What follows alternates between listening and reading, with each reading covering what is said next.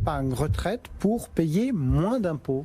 Christophe, on connaît bien Christophe, c'est un éditeur régulier d'Intégral Placement. Il est aussi abonné au revenu depuis longtemps. Il nous interroge souvent et aujourd'hui, il nous interroge sur le PER.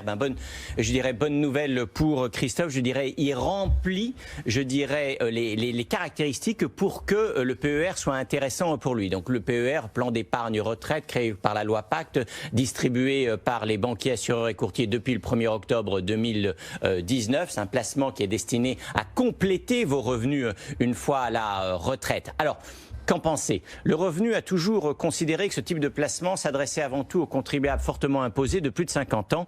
Et il se fait que Christophe est un contribuable fortement imposé qui rentre dans cette classe d'âge.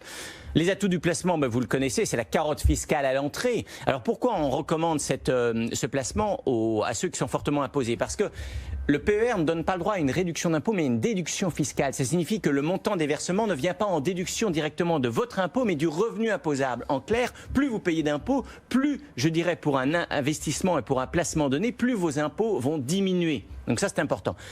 Le défaut traditionnel de ce type de placement, vous le connaissez aussi, ce sont des placements tunnels, c'est-à-dire que vous ne pouvez pas récupérer votre argent avant la retraite, sauf exception. Et donc c'est pour ça que le Revenu, on a tendance à recommander ces placements qu'après 50 ans, parce que plus vous commencez à verser tard, plus le tunnel est court entre le moment, la date de vos versements et le jour où vous allez récupérer votre versement, plus les gains. Voilà Christophe, donc ce qu'on pouvait dire sur ce placement, vous pouvez y aller, n'y placez pas bien sûr l'intégralité de vos flux d'épargne. On rappellera pour préparer votre retraite, une fusée à 3 étages. Premier étage de la fusée, l'acquisition de la résidence principale. Deuxième étage de la fusée, on se constitue un patrimoine équilibré en bourse, immobilier, assurance vie. Troisième étage de la fusée, on souscrit à des placements retraite à gomme fiscale type PER.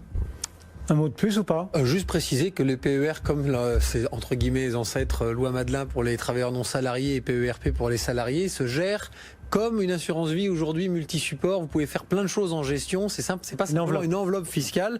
Soyez attentifs parce que forcément, il faut aussi profiler votre PER, a fortiori parce que là, c'est sur un vrai sujet qui est votre niveau de vie à la retraite. L'argent est quand même, c'est moins liquide. Quand on peut pas récupérer, on peut pas puiser dans son placement. Mais pour autant, ça se gère autant. A fortiori, placement à tunnel où forcément, si vous pouvez pas sortir, y compris quand les marchés vont pas bien, il faut faire les bons choix à ce moment-là et les bons arbitrages parce que votre vision, elle est forcément à 10-15 ans minimum. Bon, si vous voulez parler retraite également, notamment des cadres et des hauts revenus, vous restez à l'écoute de BFM Business dans quelques minutes et vous aurez les lumières de Jérôme Dédéian.